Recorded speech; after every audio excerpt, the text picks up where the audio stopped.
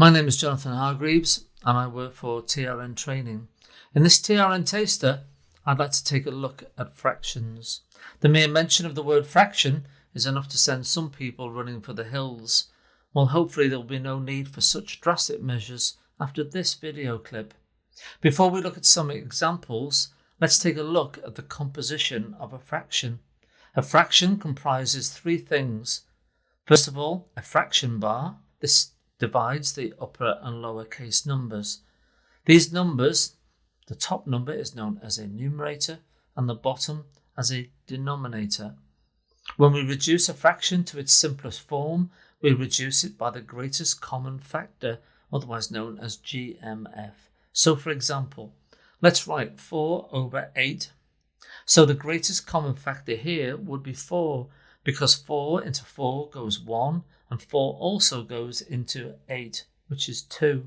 So 4/8 becomes 1/2. Let's have a look at some examples, starting with multiplication. Let's write down the figures 2 over 5 times 3 over 4. When we multiply two fractions, we need to multiply the two numerator figures as well as the two denominator figures. So quite simply, 2 times 3 equals 6, and 5 times 4 equals 20.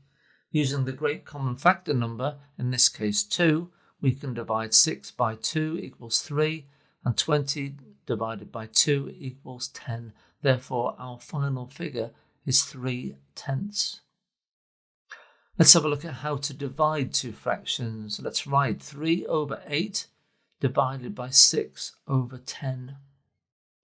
Let's leave the first fraction as it was, 3 over 8, but when we divide two fractions, we need to flip the second fraction. So 6 over 10 becomes 10 over 6. We then multiply the two numerator figures and the two denominator figures. 3 times 10 equals 30, and 8 times 6 equals 48. Our common factor number is 2. 2 into 30 goes 15, and 2 into 48 goes 24. Our final figure is 15 over 24. Let's have a look at adding two fractions. We write 2 over 3 plus 7 over 5. Things get slightly more complicated here because we need to multiply numerator by denominator. So let's multiply 2 times 5 equals 10, and 3 times 7 equals 21. Both these figures should be written on the top line, the numerator line of our answer. We then multiply the two denominator figures. 3 times 5 equals 15. We should now add the two top figures, so we arrive at the final answer of 31 over 15.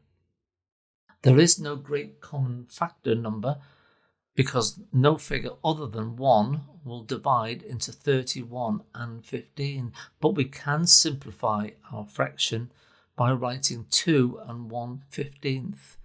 We arrive at this figure by dividing 15 into 31, which goes twice, and we are left with one fraction of 1/15. So we write 2 and 1/15 as our answer. And finally, subtract. Let's write 3 over 4 minus 1 over 8. Once again, we have to multiply numerator by denominator.